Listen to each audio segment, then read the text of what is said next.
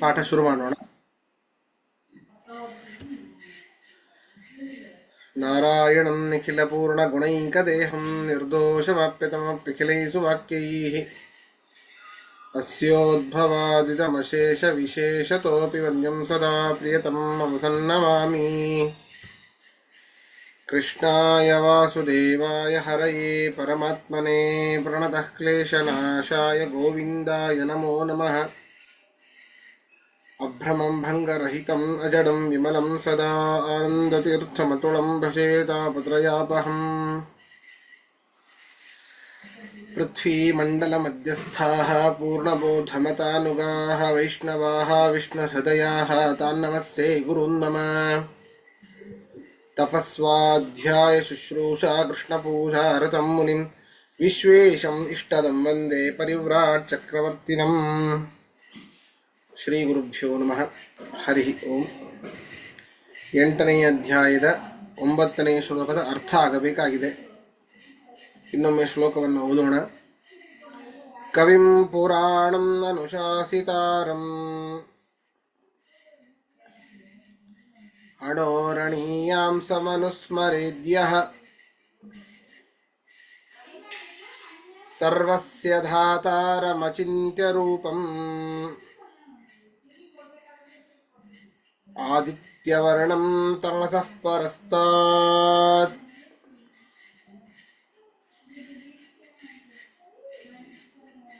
ಅಂತ್ಯಕಾಲದಲ್ಲಿ ಪರಮಾತ್ಮನ ಒಂದು ಸ್ಮರಣೆಯಿಂದಾಗಿ ಪರಮಾತ್ಮನನ್ನು ಹೊಂದುತ್ತಾನೆ ಅಂತ ಕೇಳಿದ್ವಿ. ಅಂತಹ ಪರಮಾತ್ಮ ಹೇಗಿದ್ದಾನೆ ಅನ್ನುವಂತಹ ಶ್ಲೋಕ.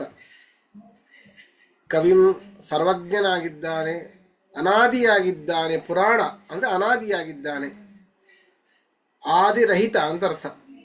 ಅನುಶಾಸಿತಾರಂ ಎಲ್ಲರಿಗೂ ಬೋಧಕ, ಪ್ರೇರಕ, ಶಿಕ್ಷಕ, ಸೂಚಕ ಎಲ್ಲವೂ ಅವನೇ ಆಗಿದ್ದಾನೆ.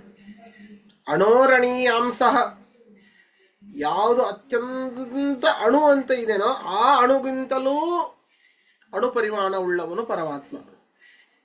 ಸರ್ವಸ್ಯ ಧಾತಾರಂ, ಸರ್ವಸ್ಯ ಇಡೀ ಒಂದು ಚರಾಚರಾತ್ಮಕವಾದಂತಹ ಅನಂತ ಬ್ರಹ್ಮಾಂಡಗಳಲ್ಲಿ ಇರುವಂತಹ ಅನಂತ ಜೀವರಾಶಿಗಳಿಗೂ ಜಡ ಪದಾರ್ಥಗಳಿಗೂ ಕೂಡ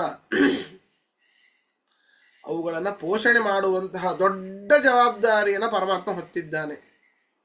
ಅಚಿಂತ್ಯ ರೂಪಂ, ಪರಮಾತ್ಮನ ಒಂದು ಸಂಪೂರ್ಣ ರೂಪವನ್ನ ಸಾಕಲ್ಲೇನ ಸಂಪೂರ್ಣವಾಗಿ ಒಂದು ನಾವು ಮನಸ್ಸಿನಲ್ಲಿ ಚಿಂತನೆ ಮಾಡಲಿಕ್ಕೆ ಆಗೋದಿಲ್ಲ. ಮನಸ್ಸಿನಿಂದ ತಿಳಿಯಲು ಅಶಕ್ಯನಾಗಿದ್ದಾನೆ. ಆದಿತ್ಯವರ್ಣಂ, ಸೂರ್ಯನ ಹಾಗೆ ಪ್ರಭೆ ಇದೆ. ಇಲ್ಲಿ ಆದಿತ್ಯವರ್ಣ ಅಂತ ಯಾಕೆ ಕೊಟ್ಟಿದ್ದು? ಹಾಗಾದ್ರೆ ಇಲ್ಲಿ ನಾವು ಪ್ರತಿನಿತ್ಯ ನೋಡುವಂತಹ ಸೂರ್ಯನ ತೇಜಸ್ಸು ಎಷ್ಟಿದೆನೋ ಅಷ್ಟೇ ದೇವರಿಗೆ ಪ್ರಭೆನಾ? ಇಲ್ಲ. ಸುಮ್ಮನೆ ಒಂದು ಊಹೆ ಮಾಡ್ಲಿಕ್ಕೋಸ್ಕರ ಆದ್ರೂ ಪರಮಾತ್ಮನ ಒಂದು ರೂಪವನ್ನ, ಅವನ ತೇಜಸ್ಸನ್ನ ನಾವು ಊಹೆ ಮಾಡ್ಲಿಕ್ಕೆ ಆಗೋದಿಲ್ಲ. ಆದರೂ ಸುಮ್ಮನೆ ಒಂದು ಏನೋ ನಮಗೋಸ್ಕರವಾಗಿ ಊಹೆ ಮಾಡಬಹುದು, ಈ ರೀತಿ ಪರಮಾತ್ಮನ ಚಿಂತನೆ ಮಾಡಬೇಕು ಅನ್ನುವ ಕಾರಣಕ್ಕೋಸ್ಕರವಾಗಿ ಆದಿತ್ಯವರ್ಣಂ, ಸೂರ್ಯನಂತೆ ಪ್ರಭೆ. ಬರೀ ಒಂದು ಅಲ್ಲ, ಅನಂತ ಕೋಟಿ ಸೂರ್ಯರಂತೆ ಪ್ರಭೆ ಪರಮಾತ್ಮನದ್ದು. ಅಷ್ಟೇ ಅಲ್ಲ, ತಮಸಃ ಪರಸ್ತಾತ್, ತಪಸ್ಸು ಎಂಬುವಂತಹ ಶಬ್ದದಿಂದ ವಾಚ್ಯವಾದದ್ದು ಎರಡು ಅಂತ ಹೇಳಿದ್ದೇವೆ. ಒಂದು ಪ್ರಕೃತಿ, ಇನ್ನೊಂದು ಮೃತ್ಯು. ಈ ಎರಡಿಂದಲೂ ಕೂಡ ಪರಸ್ತಾತ್, ಅತ್ಯಂತ ದೂರನಾಗಿದ್ದಾನೆ. ಮೂಲ ಪ್ರಕೃತಿಯ ಸಂಪರ್ಕ ಅವನಿಗೆ ಇಲ್ಲ. ಮರಣ, ಮೃತ್ಯುವಿನ ಸಂಪರ್ಕ ಅವನಿಗೆ ಇಲ್ಲ. ಯಾಕೆ? ಹುಟ್ಟು ಇದ್ರೆ ಮರಣ, ಜನನವೇ ಇಲ್ಲ. ಯಾಕೆ? ಅನಾದಿಯಾಗಿದ್ದಾನೆ. ಆದ್ದರಿಂದಾಗಿ ಇಂತಹ ಪರಮಾತ್ಮನನ್ನ ಕೊನೆಯ ಕಾಲದಲ್ಲಿ ನೆನೆಸಿಕೊಂಡಂತಹ ಮೋಕ್ಷಕ್ಕೆ ಹೋದಂತಹ ಆ ವ್ಯಕ್ತಿ ಇಂತಹ ಪರಮಾತ್ಮನನ್ನು ಹೊಂದುತ್ತಾನೆ ಅಂತ ಇದರಲ್ಲಿ ಹೇಳಿದ್ದು. ಬರ್ಕೊಳ್ಳಿ, ಅರ್ಥ ಬರ್ಕೊಳ್ಳಿ. ಕವಿಂ ಸರ್ವಜ್ಞನಾದ,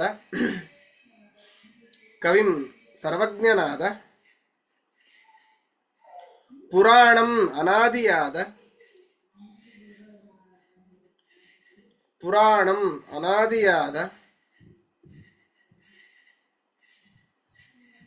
ಅನುಶಾಸಿತಾರಂ ಶಿಕ್ಷಕನಾದ,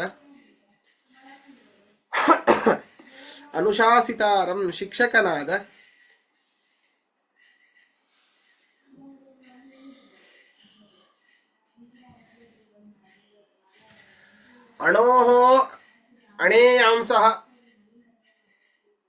ಅಣೋಃ ಅಣೀಯಾಂಸಃ ಅಣೋಃ ಅಣೀಯಾಂಸಃ ಅತ್ಯಂತ ಅಣುಪರಿಮಾಣವುಳ್ಳ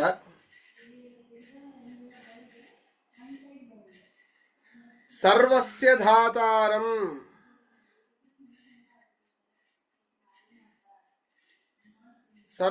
ಧಾತಾರಂ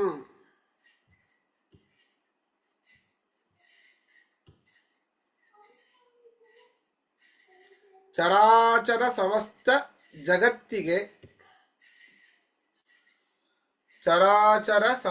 ಜಗತ್ತಿಗೆ ಧಾರಣೆ ಮತ್ತು ಪೋಷಣೆಗಳನ್ನು ಮಾಡುವ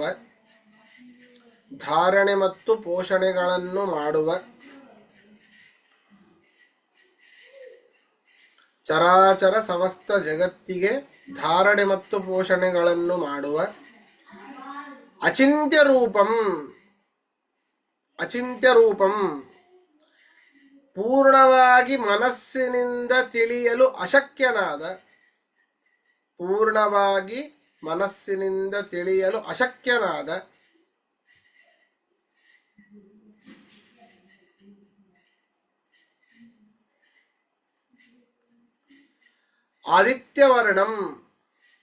ಆದಿತ್ಯವರ್ಣಂ ಸೂರ್ಯನಂತೆ ಪ್ರಭೆಯುಳ್ಳ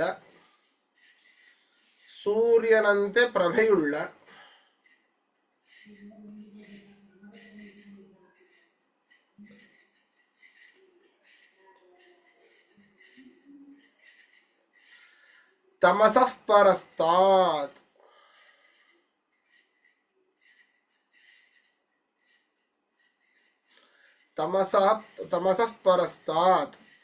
ಪ್ರಕೃತಿ ಅಥವಾ ಮೃತ್ಯುವಿನಿಂದ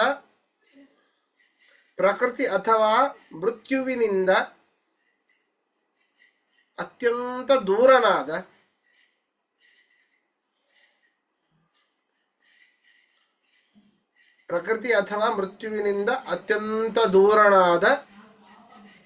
ಅಂತ ಬರೆದು ಬ್ರಾಕೆಟ್ ಅಲ್ಲಿ ಬರ್ಕೊಳ್ಳಿ. ಇಂತಹ ಪರಮಾತ್ಮನನ್ನ ಹೊಂದುವನು ಆ ಕೊನೆ ಕಾಲದಲ್ಲಿ ಸ್ಮರಣೆ ಮಾಡಿದಂತಹ ವ್ಯಕ್ತಿ. ಸರಿನಾ? ಇಂತಹ ಪರಮಾತ್ಮನನ್ನು ಹೊಂದುವನು ಎಂದು ಬರ್ಕೊಂಡ್ರೆ ಸಾಕು. ಪ್ರಶ್ನೆ ಇದ್ರೆ ಕೇಳಿ. ಆಚಾರ್ಯ, ಮೃತ್ಯುನೇ ಇಲ್ಲ ಅಂತ ಅಂದ್ಮೇಲೆ ಭಗವಂತನಿಗೆ ಮೃತ್ಯುನೇ ಇಲ್ಲ, ಜನನೇ ಇಲ್ಲ ಅಂದ್ರೆ ಮೃತ್ಯು ಇಲ್ವೇ ಇಲ್ಲ.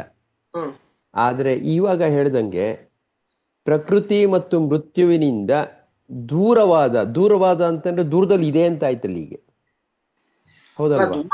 ಅವನಿಗೆ ಸ್ಪರ್ಶವೇ ಇಲ್ಲ ಅಂತ ಅರ್ಥ.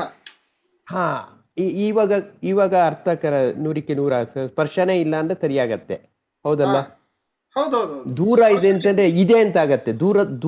ದೂರವಾದ ಅಂತಂದ್ರೆ ದೂರದಲ್ಲಿ ಇದೆ ಅಂತ ಆರ್ತನೂ ಆಗತ್ತೆ ಅಂತ. ಆಗೋದೇ ಇಲ್ಲ ಅಂತ, ಅತ್ಯಂತ ಸ್ಪರ್ಶವೇ ಇಲ್ಲ. ಸರಿ ಆಚಾರ್ಯ.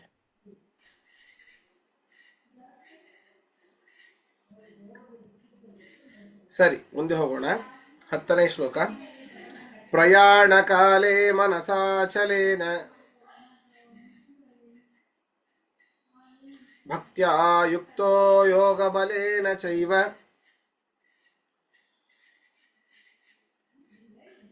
ಭ್ರುವೋರ್ಮಧ್ಯೆ ಪ್ರಾಣಮಾವೇಶ್ಯ ಸಮ್ಯಕ್ ಸತಂ ಪರಂ ಪುರುಷಮುಪೈತಿ ದಿವ್ಯಂ.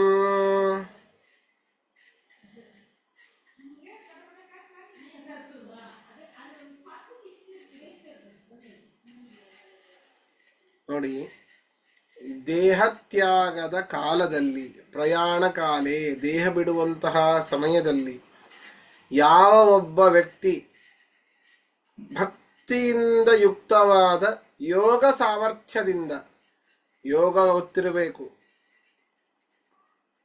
ಗೊತ್ತಲ್ಲ ಯೋಗ, ಹಿಂದೆ ಅನೇಕ ಅಧ್ಯಾಯಗಳಲ್ಲಿ ಬಂದಿದೆ. 6ನೇ ಅಧ್ಯಾಯ 5ನೇ ಅಧ್ಯಾಯದಲ್ಲಿ ಬಂದಿದೆ. ಯೋಗ ಅಂದ್ರೆ ಏನು? ಭಕ್ತಿಯಿಂದ ಯುಕ್ತವಾದ ಭಕ್ತಿಯಿಂದ ಯುಕ್ತವಾದ ಜ್ಞಾನ. ಹಾ, ಅದು ಜ್ಞಾನ ಹೌದು. ಅಷ್ಟೇ ಅಲ್ಲ, ಇಂದ್ರಿಯ ನಿಗ್ರಹ. ಸರಿನಾ? ಇಂದ್ರಿಯ ನಿಗ್ರಹವನ್ನು ಮಾಡುವುದರ ಮೂಲಕ ಪ್ರಾಣವಾಯುವನ್ನ ತನ್ನ ಹಿಡಿದಲ್ಲಿ ಇಟ್ಟುಕೊಳ್ಳುವಂಥದ್ದು, ರೇಚಕ ಕುಂಭಕ ಪೂರಕಗಳನ್ನು ಮಾಡುವಂಥದ್ದು. ಸರಿನಾ? ಈ ರೀತಿ ಭಕ್ತಿಯಿಂದ ಕೂಡಿರಬೇಕು. ಅದು ಯೋಗ ಸಾಮರ್ಥ್ಯದಿಂದ ಎರಡೂ ಹುಬ್ಬುಗಳ ಮಧ್ಯದಲ್ಲಿ ಪ್ರಾಣವಾಯುವನ್ನ ಚೆನ್ನಾಗಿ ನಿಲ್ಲಿಸಬೇಕು. ನೋಡಿ, ಪ್ರಾಣವಾಯುವನ್ನ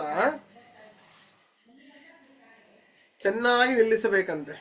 ಏನು ನಾವು ಉಸಿರಾಡ್ತಾ ಇದ್ದೇವಲ್ಲ, ಉಸಿರನ್ನ ತಗೊಳ್ಳೂಬಾರದು, ಬಿಡ್ಲೂಬಾರದು. ತಗೊಂಡಂತ ಉಸಿರನ್ನ ಸಂಪೂರ್ಣವಾಗಿ, ಅರ್ಥಾತ್ ಉಸಿರನ್ನ ನಿಲ್ಲಿಸೋದಂದ್ರೆ ಇಲ್ಲೇ ನಿಲ್ಲಿಸ್ಲಿಕ್ಕೆ ಆಗೋದು, ಆದ್ರೆ ಇಲ್ಲಿ ಧ್ಯಾನ ಮಾಡಬೇಕು. ಪ್ರಾಣವಾಯು ಇಲ್ಲಿ ಇದೆ ಅಂತ ಧ್ಯಾನ ಮಾಡಬೇಕು. ಅಲ್ಲಿ ನಿಲ್ಲಿಸಿ ಅಚಲವಾದ ಮನಸ್ಸಿನಿಂದ ಪರಮಾತ್ಮನನ್ನ ಸ್ಮರಣೆ ಮಾಡಬೇಕು. ಎಂತಹ ಪರಮಾತ್ಮನನ್ನ? ಪರಂ ದಿವ್ಯಂ ಪುರುಷಂ, ಸರ್ವೋತ್ತಮನಾದ ಸೃಷ್ಟ್ಯಾದಿ ಕ್ರೀಡಾದಿಗುಣ ವಿಶಿಷ್ಟನಾದ ಪರಮಾತ್ಮನನ್ನ ಸ್ಮರಣೆ ಮಾಡುತ್ತಾ ಅಂತಹ ಪರಮಾತ್ಮನನ್ನೇ ಅವನು ಹೊಂದುತ್ತಾನೆ. ಇಲ್ಲೊಂದು ಪ್ರಶ್ನೆ ಬರಬಹುದು ನಿಮಗೆ, ದೇಹತ್ಯಾಗ ಕಾಲ ಅಂತ ನಮಗೆ ಹೇಗೆ ಗೊತ್ತಾಗತ್ತೆ ಆಚಾರ್ಯ ಅಂತ. ನಾವು ಸಾಯ್ತಾ ಇದ್ದೇವೆ ಅನ್ನೋದು ಹೇಗೆ ಗೊತ್ತಾಗತ್ತೆ? ಅದೇ ಸಾಧನೆ. ನಮ್ಮ ಮುತ್ತಜ್ಜ ಇದ್ರು, ನಿಮ್ಮ ಸಂಬಂಧಿಕರಲ್ಲೂ ಅನೇಕ ಆಗಿರಬಹುದು, ಅಥವಾ ಬೇರೆ ಯಾರಲ್ಲೂ ಆಗಿರಬಹುದು.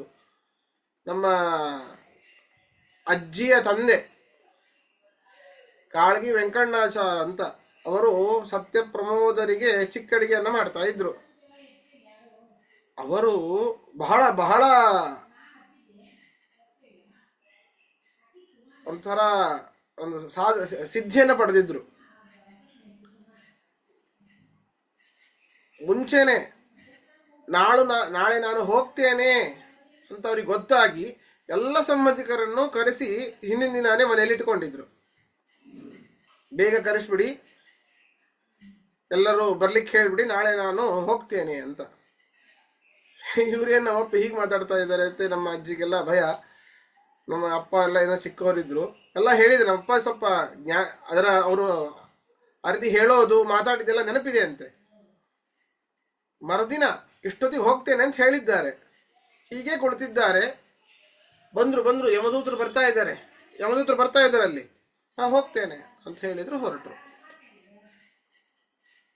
ಅಂದ್ರೆ ದೇಹತ್ಯಾಗ ಕಾಲ ಅನ್ನುವಂಥದ್ದು ಗೊತ್ತಾಗತ್ತೆ. ಸರಿನಾ? ಆದ್ರಿಂದ ಅದು ಸಾಧನೆ ಬೇಕು. ಪರಮಾತ್ಮನ ಅಷ್ಟು ಅಚಲವಾದ ವಿಶ್ವಾಸ ಬೇಕು. ಒಂದಿನದ್ದಲ್ಲ, ಅದು ಜೀವನ ಪೂರ್ತಿ ಅವರು ಅದೇ ರೀತಿ ಮಾಡಿದ್ರು. ಅವರು ನಮ್ಮ ಅಜ್ಜಿಯ ತವರ ಮನೆ ಅಂತಂದ್ರೆ ಯಲಗೂರು ಅಂತ, ಬಿಜಾಪುರ ಹತ್ರ ಬರುತ್ತದೆ. ಯಲಗೂರು ಹನುಮಂತ ಇರುವಂಥದ್ದು ಸ್ಥಳ. ಅವರ ಮನೆ ಅಲ್ಲಿತ್ತು. ಪ್ರತಿನಿತ್ಯ ಅವರು ಬೆಳಿಗ್ಗೆ ಒಂದು ಹೊತ್ತು ಊಟ ಮಾತ್ರ. ಹೆಂಡತಿ ಇರಲಿಲ್ಲ, ಬೇಗನೆ ತೀರು ಹೋಗಿದ್ರು. ಪ್ರತಿನಿತ್ಯ ಕೃಷ್ಣಾ ನದಿಗೆ ಹೋಗಿ ನೀರು ತಂದು ಹನುಮಂತನಿಗೆ ಅಭಿಷೇಕ ಮಾಡಿಯೇನೆ ಮುಂದಿಂದೆಲ್ಲ ಪೂಜೆ ಇಲ್ಲಿ ಮನೆಯಲ್ಲಿ. ದಿನನಿತ್ಯ ಒಂದು ಸಣ್ಣ ಗಡಿಗೆಯಲ್ಲಿ ಅನ್ನ, 3 ಭಕ್ರಿ, ದಿನ ಭಕ್ರಿ ಬೇಕು. ಅವರೇ ಮಾಡ್ಕೊಳ್ತಾ ಇದ್ರು ಅಡಿಗೆಯನ್ನ.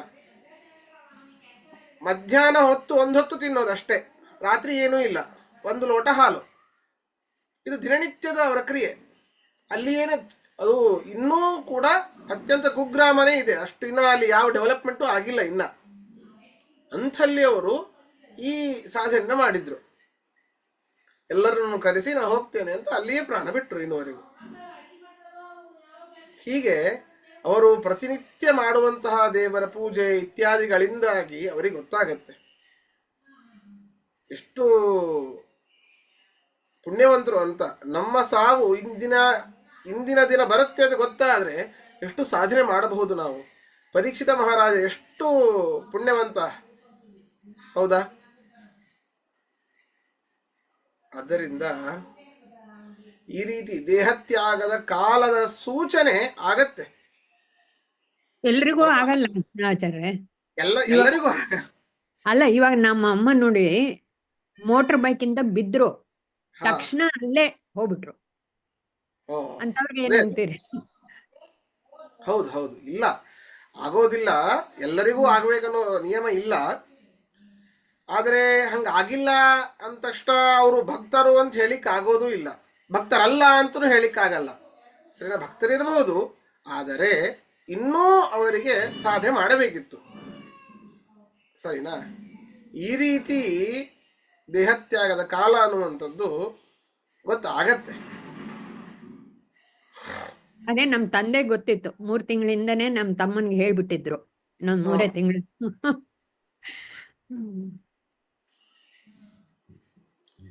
ಸರಿ, ಅದರ ಅರ್ಥ ನೋಡಿ.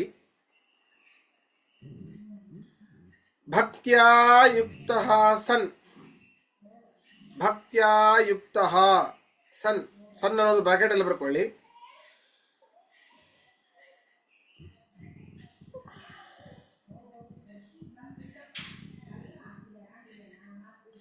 ಭಕ್ತಿಯಿಂದ ಯುಕ್ತನಾಗಿ, ಭಕ್ತಿಯಿಂದ ಯುಕ್ತನಾಗಿ ಪ್ರಯಾಣ ಕಾಲೇ, ಮರಣಕಾಲದಲ್ಲಿ, ಪ್ರಯಾಣ ಕಾಲೇ, ಮರಣಕಾಲದಲ್ಲಿ ಯೋಗ ಬಲೇನ, ಯೋಗ ಬಲದಿಂದ, ಯೋಗ ಬಲೇನ, ಯೋಗ ಬಲದಿಂದ ಧ್ರುವೋರ್ ಮಧ್ಯೆ, ಧ್ರುವೋರ್ ಮಧ್ಯೆ, ಹುಬ್ಬುಗಳ ಮಧ್ಯದಲ್ಲಿ, ಧ್ರುವೋರ್ ಮಧ್ಯೆ, ಹುಬ್ಬುಗಳ ಮಧ್ಯದಲ್ಲಿ ಪ್ರಾಣಂ ಆವೇಶ್ಯ, ಪ್ರಾಣಂ ಆವೇಶ್ಯ, ಪ್ರಾಣವಾಯುವನ್ನು ನಿಲ್ಲಿಸಿ, ಪ್ರಾಣವಾಯುವನ್ನು ನಿಲ್ಲಿಸಿ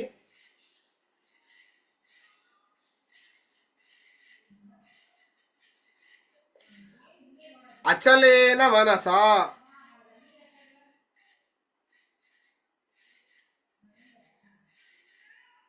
ಅಚಲೇನ ಮನಸ, ಅಚಲವಾದ ಮನಸ್ಸಿನಿಂದ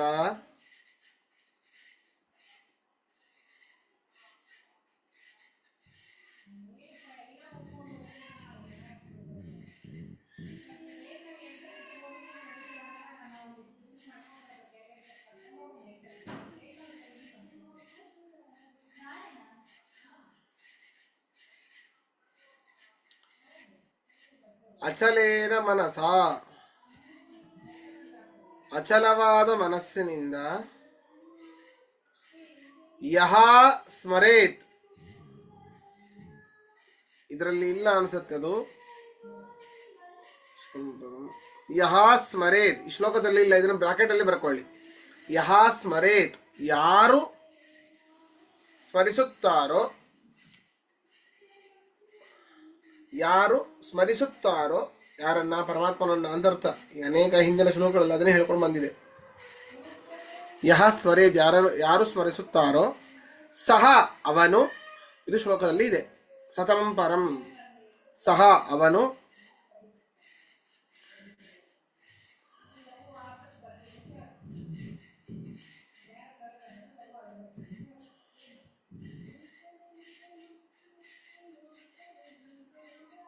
ತಂ ದಿವ್ಯಂ, ತಂ ದಿವ್ಯಂ,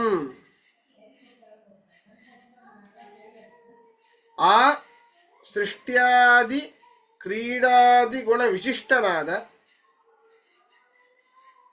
ಸೃಷ್ಟ್ಯಾದಿ ಕ್ರೀಡಾದಿ ಗುಣ ವಿಶಿಷ್ಟನಾದ ಪರಮಂ ಪುರುಷಂ, ಪರಮಂ ಪುರುಷಂ, ಸರ್ವೋತ್ತಮನಾದ ಆ ಪುರುಷನನ್ನು, ಅರ್ಥಾತ್ ನಾರಾಯಣ ಅಂತ ಅರ್ಥ. ಪರಮಂ ಪುರುಷಂ, ಸರ್ವೋತ್ತಮನಾದ ಆ ನಾರಾಯಣನನ್ನು, ಪುರುಷನನ್ನು ಉಪೈತಿ ಹೊಂದುವನು, ಉಪೈತಿ ಹೊಂದುವನು.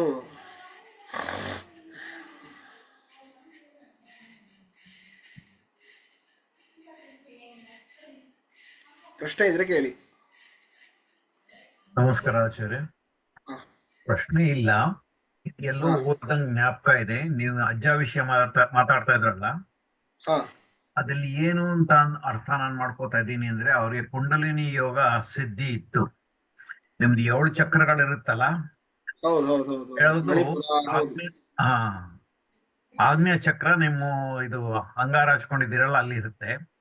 ಹಾ ಬ್ರಹ್ಮರಂಧ್ರ ಸಹಸ್ರಾರ, ನಮ್ಗ ಬ್ರಹ್ಮರಂಧ್ರದ ಯೋಗ್ಯತೆ ಇಲ್ಲ. ಕೊನೆ ಪಕ್ಷ ಕುಂಡಲಿನಿಯಿಂದ ಪ್ರಾಣಾಯಾಮ ಮಾಡಿ ನಿಮ್ ಪ್ರಾಣನ ಮೇಲೆ ಎಳ್ಕೋಬೇಕು.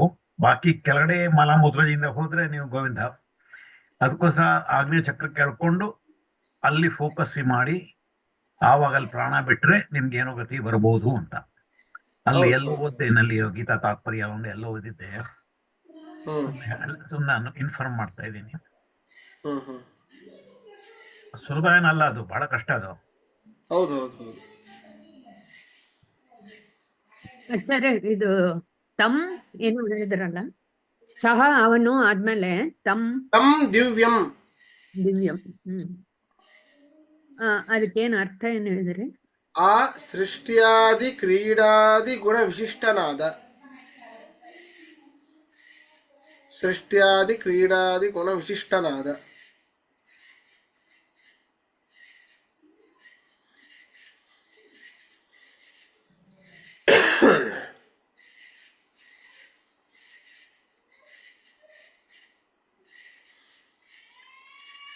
ಸರಿ, ಹಾಗಾದ್ರೆ ಮುಂದಿನ ಶ್ಲೋಕಕ್ಕೆ ಹೋಗೋಣ.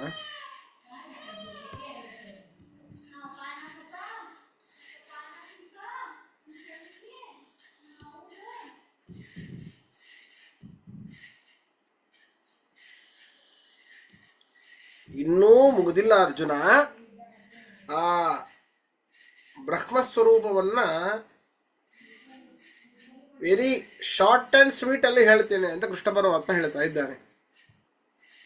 ಆ ಬ್ರಹ್ಮ ಸ್ವರೂಪವನ್ನ ಯಾರ್ಯಾರು ಹೊಂದುತ್ತಾರೆ ಅಲ್ಲ, ಅವರು ಅಂತಹ ಹೊಂದುವಂತಹ ಬ್ರಹ್ಮ ಸ್ವರೂಪವನ್ನ ಅತ್ಯಂತ ಶಾರ್ಟ್ ಫಾರ್ಮ್ ಅಲ್ಲಿ ಹೇಳ್ತೇನೆ ಅಂತ ನೋಡಿ. ಯದಕ್ಷರಂ ವೇದ ವಿದೋ ವದಂತಿ ವಿಶಂತಿ ಯದ್ಯತಯೋ ವೀತರಾಗಾಃ ಯದಿಚ್ಛಂತೋ ಬ್ರಹ್ಮಚರ್ಯಂ ಚರಂತಿ ತತ್ತೇ ಪದಂ ಸಂಗ್ರಹೇಣ ಪ್ರವಕ್ಷೇ. ಯದಕ್ಷರಂ ವೇದ ವಿದೋ ವದಂತಿ. ಯದಕ್ಷರಂ, ಯಾವ ಒಂದು ಮುಮುಕ್ಷುಗಳಿಗೆ, ಅತ್ಯಂತ ಮುಮುಕ್ಷುಗಳು ಅಂತಂದ್ರೆ ಹೊಂದೋದು ಪರಮಾತ್ಮನನ್ನೇ, ಇನ್ಯಾವ ದೇವತೆಗಳನ್ನು ಹೊಂದಲಿಕ್ಕೆ ಸಾಧ್ಯ ಇಲ್ಲ. ಅವರು ಮುಮುಕ್ಷುಗಳಿಗೆ ಗಮ್ಯವಾದ ಆ ಒಂದು ಭಗವಂತನ ಸ್ವರೂಪ ಸರ್ವಥಾ ನಾಶರಹಿತವಾದದ್ದು. ಅಕ್ಷರ, ಅಕ್ಷರ ಅಂದ್ರೆ ನಾಶ, ಅಕ್ಷರ ಅಂದ್ರೆ ನಾಶ ಇಲ್ಲದ್ದು ಅಂತ ಅರ್ಥ. ಅಂತಹ ಒಂದು ಪರಮಾತ್ಮನ ಸ್ವರೂಪವನ್ನ ನಾಶ ಇಲ್ಲದ್ದು ಅಂತ ಯಾರು ಹೇಳ್ತಾರೆ ಗೊತ್ತಾ? ವೇದವಿದ ವದಂತಿ. ವೇದವನ್ನ ತಿಳಿದವರು, ಬರೀ ಕಂಠಸ್ಥ ಮಾಡಿದವರಲ್ಲ ನಾವೆಲ್ಲ, ಬರೀ ಒದರ್ತೇವೆ ಅಷ್ಟೇ. ವೇದದ ಅರ್ಥ ಏನು ಗೊತ್ತಿದೆ ನಮಗೆ? ಯಾವ ಪೈಸಾ ಗೊತ್ತಿಲ್ಲ, ಒದರ್ತೇವೆ. ಅರ್ಥಾನುಸಂಧಾನ ಪೂರ್ವಕವಾಗಿ ವೇದವನ್ನು ಹೇಳೋದೇ ಇಲ್ಲ ನಾವು.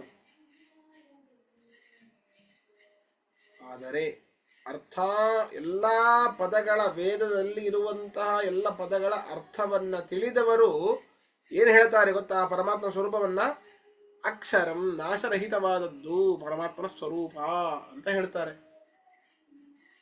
ಯದತ್ಯಯಃ ವೀತರಾಗಾಃ ವಿಶಂತಿ. ಯಾವ ಒಂದು ಸ್ವರೂಪವನ್ನ, ಕಾಮಾದಿ ದೋಷಗಳನ್ನ ಬಿಟ್ಟಂತಹ ಅತ್ಯಂತ ಪ್ರಯತ್ನಶೀಲರು ಅಂತ ಏನಿರ್ತಾರೆ, ಅವರು ಮಾತ್ರ ಪರಮಾತ್ಮನ ಒಂದು ಸ್ವರೂಪವನ್ನ ಪ್ರವೇಶ ಮಾಡ್ತಾರೆ.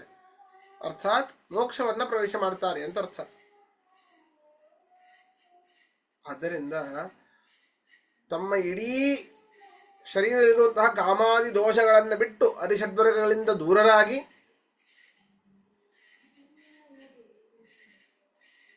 ಅತ್ಯಂತ ಪ್ರಯತ್ನದಿಂದಾಗಿ ಬಹಳ ಸಾಧನೆಯನ್ನ ಮಾಡಿ ಯಾವ ಒಂದು ಪರಮಾತ್ಮನ ಒಂದು ರೂಪವನ್ನು ಹೊಂದುತ್ತಾರೋ ಅರ್ಥಾತ್ ಮೋಕ್ಷವನ್ನು ಪಡೀತಾರೋ, ಯದಿಚ್ಛಂತೋ ಬ್ರಹ್ಮಚರ್ಯಂ ಚರಂತಿ, ಆ ಸ್ವರೂಪವನ್ನು ಪಡಿಲಿಕ್ಕೆ ಎಷ್ಟೋ ಮುಮುಕ್ಷುಗಳು ತಮ್ಮ ಮನಸ್ಸ ಮೊದಲಾದ ಎಲ್ಲ ಇಂದ್ರಿಯಗಳನ್ನು ತಮ್ಮ ಹತೋಟಿಯಲ್ಲಿ ಇಟ್ಟುಕೊಂಡು ತಮ್ಮ ಮನಸ್ಸನ್ನು ಪರಮಾತ್ಮನಲ್ಲಿಯೇ ಸ್ಥಿರವಾಗಿ ನಿಲ್ಲಿಸಿ ಬ್ರಹ್ಮಚರ್ಯವನ್ನು ಅನುಷ್ಠಾನ ಮಾಡ್ತಾರೋ ಅಂತಹ ಪರಮಾತ್ಮನ ಸ್ವರೂಪವನ್ನು ತತ್ತೇ ಪದಂ ಸಂಗ್ರಹೇಣ ಪ್ರವಕ್ಷೆ, ಅಂತಹ ಪದ ಅಂತಹ ಒಂದು ಸ್ವರೂಪವನ್ನು ನಾನು ಸಂಗ್ರಹೇಣ ಸ್ವಲ್ಪನೇ ಹೇಳ್ತೇನೆ, ಸಂಕ್ಷೇಪವಾಗಿ ಹೇಳ್ತೇನೆ ಕೇಳು ಅಂತ ಕೃಷ್ಣ ಪರಮಾತ್ಮ ಹೇಳ್ತಾ ಇದ್ದಾನೆ. ಬರ್ಕೊಳ್ಳಿ. ಯದಕ್ಷರಂ ಯದಕ್ಷರಂ ಯಾವ ಭಗವಂತನ ಸ್ವರೂಪವನ್ನ, ಯದಕ್ಷರಂ ಯಾವ ಭಗವಂತನ ಸ್ವರೂಪವನ್ನ ಸರ್ವಥಾ ನಾಶರಹಿತವೆಂದು, ಯದಕ್ಷರಂ ಯಾವ ಭಗವಂತನ ಸ್ವರೂಪವನ್ನ ಸರ್ವಥಾ ನಾಶರಹಿತವೆಂದು ವೇದವಿದಂತಿ ವೇದವಿದಃ ವೇದವಿದಃ ವೇದಜ್ಞರು ವೇದವಿದಃ ವೇದಜ್ಞರು ವದಂತಿ ಹೇಳುತ್ತಾರೋ ವದಂತಿ ಹೇಳುತ್ತಾರೋ ಯತ್ ಯಾವ ಸ್ವರೂಪವನ್ನು,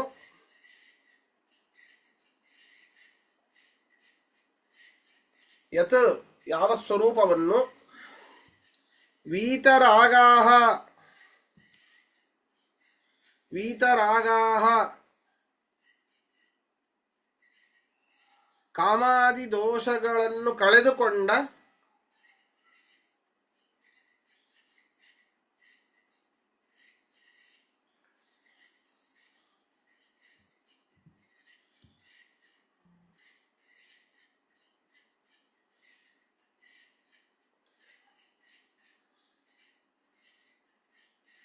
ಕಾಮಾದಿ ದೋಷಗಳನ್ನು ಕಳೆದುಕೊಂಡ ಯತಯಃ ಪ್ರಯತ್ನಶೀಲರು. ನೋಡಿ, ಯತಿ ಶಬ್ದಕ್ಕೆ ಪ್ರಯತ್ನಶೀಲರು ಅಂತ ಅರ್ಥ. ಎಷ್ಟರ್ಥ ನೋಡಿ, ಎಲ್ಲದನ್ನೂ ಪ್ರಯತ್ನ ಮಾಡ್ತಾ ಇರಬೇಕು, ಸುಮ್ಮನೆ ಕೂಡೋರು ಅಲ್ಲ. ನಮ್ಮ ಮಠ ನಮ್ದು ಆಯ್ದ್ರೆ ಸಾಕು ಅಷ್ಟೇ ಅಲ್ಲ, ಎಲ್ಲದರಲ್ಲೂ ಪ್ರಯತ್ನ ಇರಬೇಕು.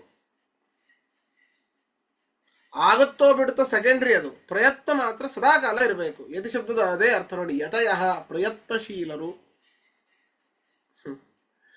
ವಿಶಂತಿ ಪ್ರವೇಶಿಸುವರೋ, ವಿಶಂತಿ ಪ್ರವೇಶಿಸುವರೋ ಯತ್ ಯಾವ ಭಗವಂತನ ಸ್ವರೂಪವನ್ನು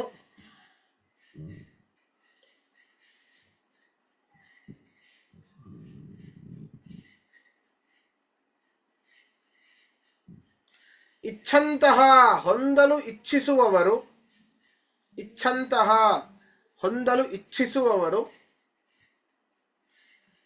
ಬ್ರಹ್ಮಚರ್ಯಂ ಬ್ರಹ್ಮಚರ್ಯವನ್ನು ಬ್ರಹ್ಮಚರ್ಯವನ್ನು ಚರಂತಿ ಅನುಷ್ಠಾನ ಮಾಡುವರೋ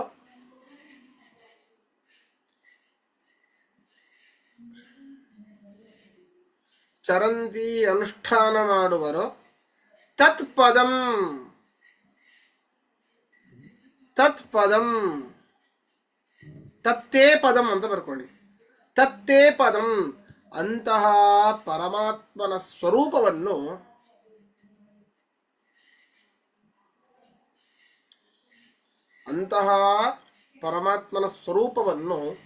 ಸಂಗ್ರಹೇಣ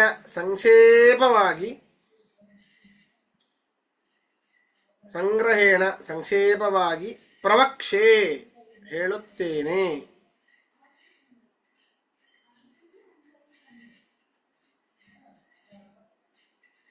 ಪ್ರವಕ್ಷೆ ಹೇಳುತ್ತೇನೆ. ನಮಗೆ ಕೃಷ್ಣ ಪರಮಾತ್ಮ ಹೇಳಿರುವಂತಹ ಸಂಗ್ರಹಾತ್ಮಕವಾದ ಪರಮಾತ್ಮನ ಸ್ವರೂಪವನ್ನೇ ನಾವು ಬಹಳ ದೊಡ್ಡದು ಅಂತ ಅನ್ಕೊಳ್ತೇವೆ. ಹೇಳಿದ್ದು ಸಣ್ಣದು, ವಿಸ್ತಾರ ಅದೇ ದೊಡ್ಡದಿದೆ ಅಂತ ಅನ್ಕೊಳ್ತೇವೆ. ಅಂದ್ರೆ ಅವನು ಹೇಳಿದ್ದೇ ಇಷ್ಟು, ಅದೇ ನಮಗೆ ದೊಡ್ಡದು ಕಾಣಿಸ್ತಾ ಇರ್ಬೇಕಾದ್ರೆ ನಿಜವಾಗ್ಲೂ ಅವನು ವಿಸ್ತಾರವಾಗಿ ಹೇಳಿದ್ರೆ ಪುಸ್ತಕ ಮುಚ್ಚಿ ಹೋಗ್ಬಿಡ್ತಿದ್ದೆ ಮನೆಗಷ್ಟೇ. ಪ್ರಶ್ನೆ ಇದ್ರೆ ಕೇಳಿ. ಪ್ರಶ್ನೆ ಇಲ್ಲ ಆಚಾರ್ಯ, ಜ್ಞಾಪಕ ಬಂತು. ಹರಿಕಥಾಮೃತ ಸಾರ 12ನೇ ಅಧ್ಯಾಯ ನಾಡಿ ಪ್ರಕರಣ ಸಂಧಿಲ್ ಬರುತ್ತೆ. ಇವರು ಶ್ರೀನಿಧಿ ಆಚಾರ ಅಲ್ಲಿ 13 ತನಕ ಹೋಗಿದ್ರು, ಆಮೇಲೆ ಬಿಟ್ಬಿಟ್ರು. ಸೊ ಅದ್ರಲ್ಲಿ ಬರ್ತಿದ್ದ. ಧನ್ಯವಾದ. ಇದು ಮುಗಿಲಿ, ಸಾಧ್ಯವಾದ್ರೆ ಅದನ್ನು ಮಾಡೋಣ, ಕಂಟಿನ್ಯೂ ಮಾಡಿದ್ರಾಯ್ತು. ಬಹಳ ಚೆನ್ನಾಗಿರ್ತದೆ, ಕನ್ನಡದಲ್ಲಿದೆ. ಹಾ,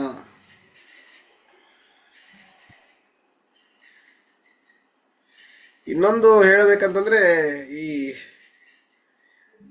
ಅಣು ಹರಿಕಥಾಮೃತ ಸಾರ ಫಲವಿದು ಬಾಳುವುದಕ್ಕೆ ಅದು ಅದ್ಭುತವಾಗಿದೆ. ಕೇಳಿರ ಯಾರಾದ್ರೂ? ಇಲ್ಲ, ಕೇಳಿಲ್ಲ ಆಚಾರ್ಯ, ಕೇಳಿಲ್ಲ. ಕೇಳಿಲ್ಲ. ಶ್ರೀನಿಧಿ ಆಚಾರ್ಯ ಶುರು ಮಾಡಿದ್ರು, ಆಮೇಲೆ ಅವ್ರಿಗೇನು ಅನ್ವಲಿ ಹರಿಕಥಾಮೃತ ಸಾರ ಸಂಪೂರ್ಣವಾಗಿ ಓದ್ಲಿಕ್ಕೆ ಆಗದೆ ಇರೋರು ಈ ಫಲವಿದು ಬಾಳುವುದಕ್ಕೆ ಸಿರಿ ನಿಲಯನ ಗುಣಗಳ ತಿಳಿದು ಭಜಿಸುವುದೇ ಫಲವಿದು ಬಾಳುವುದಕ್ಕೆ. ಸ್ವೋಚಿತ ಕರ್ಮಗಳಾಚರಿಸುತ್ತ ಬಲು ನೀಚರಲ್ಲಿ ಪೊಗಿಯಾಚಿಸದೆ ಖೇಚರ ವಾಹ ಚರಾಚರ ಬಂಧಕ ಮೋಚಕನಹುನೆಂದ್ಯೋಚಿಸುತ್ತಿಪ್ಪುದೆ ಫಲವಿದು ಬಾಳುವುದಕ್ಕೆ. ನಿಚ್ಚ ಶುಭಕುತಿಯೊಳಚ್ಚುತನಂಘ್ರಿಗಳರ್ಚಿಸಿ ಮೆಚ್ಚಿಸುತ್ತೆಚ್ಚರದಿ ತುಚ್ಛ ವಿಷಯಗಳ ನಿಚ್ಚಿಸದಲೆ ಯದೃಚ್ಛಾಲಾಭದಿ ಪ್ರೋಚ್ಛನಾಗುವುದೇ ಫಲವಿದು ಬಾಳುವುದಕ್ಕೆ. ಮನೋವಾಕಾಯದೊಳನುಭವಿಸುವ ದಿನ ದಿನದ ವಿಷಯ ಸಾಧನಗಳನ್ನು ಅನಿಲಾಂತರ್ಗತವನರುಹದಳಲೋಚನ ಗರ್ಪಿಸಿದಾಸನು ನಾನೆಂಬುದೇ ಫಲವಿದು ಬಾಳುವುದಕ್ಕೆ. ಈ ರೀತಿ ಇದೆ, 27 ನುಡಿಗಳಿದೆ. ಸರಿ, ಅದೇ ಮಾಡೋಣ, ಸುಲಭವಾಗಿರುತ್ತೆ. ಆಯ್ತು, ಸರಿ ಸರಿ, ಇವತ್ತಿನ ಪಾಠ ಮುಗಿಸೋಣ. ಶ್ರೀಕೃಷ್ಣ ಅರ್ಪಣಮಸ್ತು. ಶ್ರೀಕೃಷ್ಣ ಅರ್ಪಣ.